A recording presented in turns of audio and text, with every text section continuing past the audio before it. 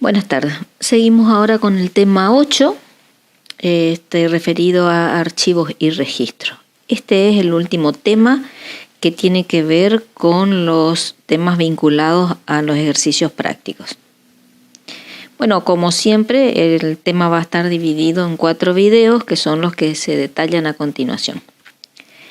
Bueno, en principio esta breve introducción es para hacer un repaso respecto de los temas desarrollados y cómo vamos avanzando desde aquella primera definición donde nombramos que programas es igual a datos más instrucciones. Después en el tema 4 profundizamos los componentes de un programa. Ahí, además de el análisis de distintas expresiones y operadores aritméticos, lógicos, relacionales, vimos como tema importante también la clasificación de los datos en simples y estructurados. En el tema 5 profundizamos las estructuras de control que tienen que ver con todo lo que hace a las instrucciones. Estas estructuras de control son la base de la programación estructurada, que es el paradigma en el cual se desarrollan estos conceptos básicos. Luego vimos el tema 6, funciones, que tenía que ver con el uso de funciones en sus distintas variantes, con devolución de valor o no, con el uso de parámetros o no. Y después comenzamos con los datos estructurados viendo cadenas y arreglos. Seguimos entonces ahora viendo el resto de los datos que tenemos previsto dar en esta asignatura, que son los archivos y registros. Bueno, y hacemos un cambio importante en la forma de resolver problemas, porque hasta ahora lo que estuvimos haciendo fueron ejercicios de este tipo.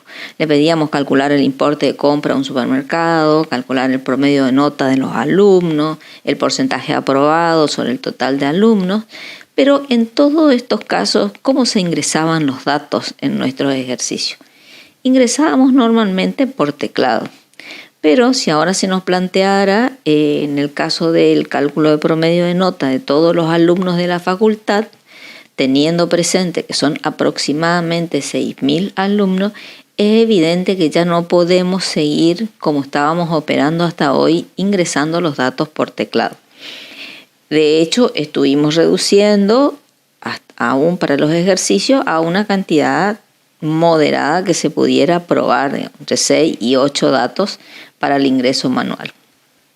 Entonces, es evidente que un problema de esa envergadura no podemos ingresar 6.000, los datos correspondientes a 6.000 alumnos.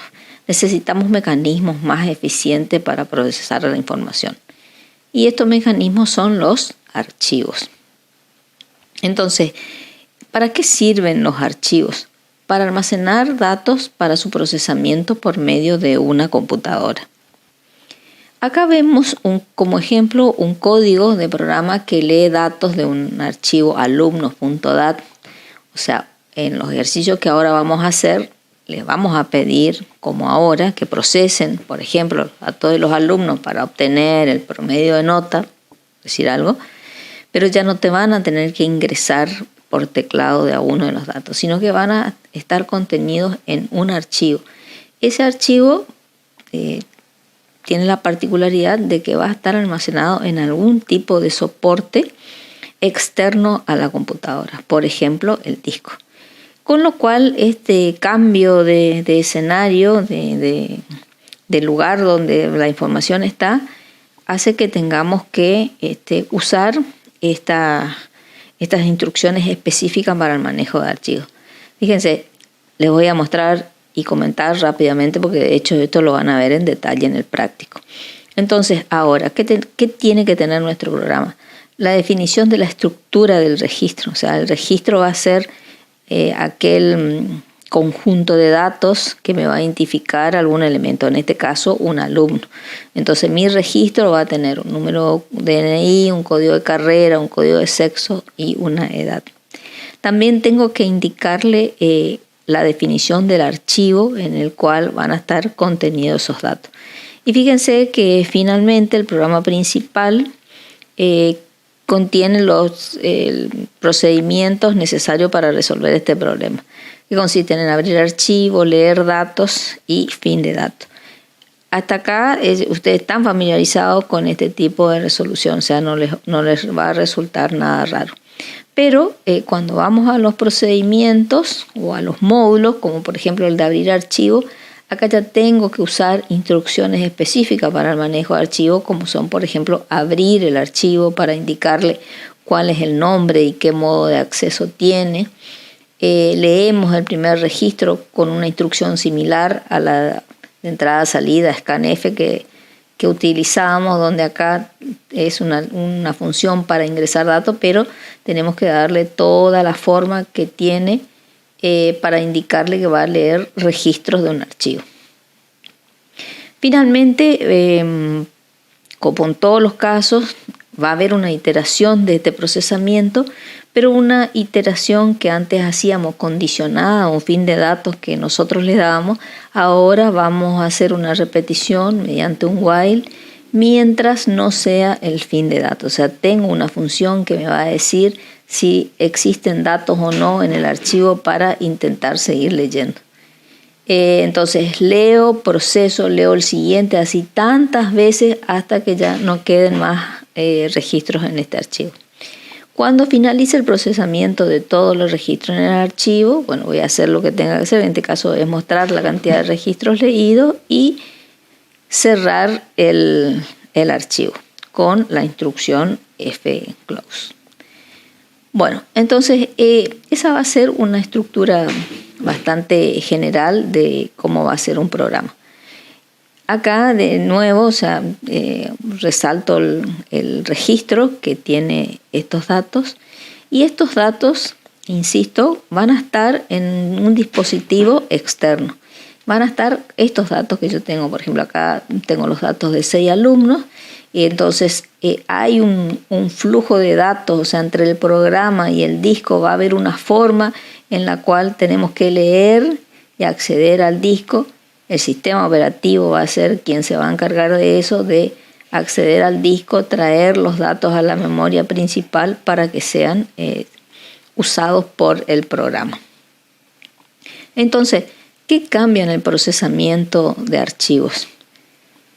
Ahora, como sabemos que los datos están en un dispositivo externo, tenemos que indicar en el programa en qué lugar del disco, o sea, en qué lugar del almacenamiento se encuentra el archivo, o sea, indicar la ruta de acceso, indicar el nombre que identifica el archivo en el disco, indicar el tipo de acceso, si va a ser secuencial o directo, indicar cuál es la estructura de los datos en el archivo, o sea, tengo que decirle porque esta estructura es una estructura lógica, o sea, la que vimos recién, vuelvo al ejemplito, decía que yo tengo un registro de alumnos que tienen los campos DNI, código de carrera, código de sexo y edad.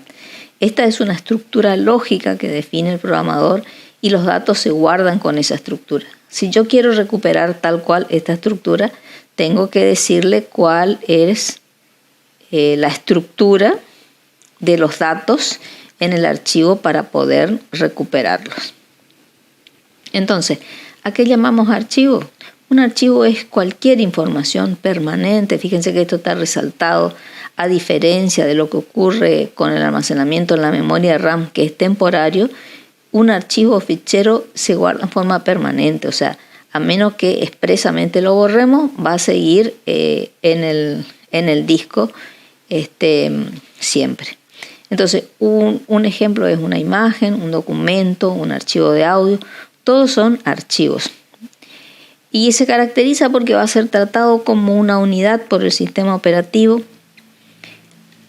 Se le asocia un nombre y una extensión que lo identifica a diferencia del resto.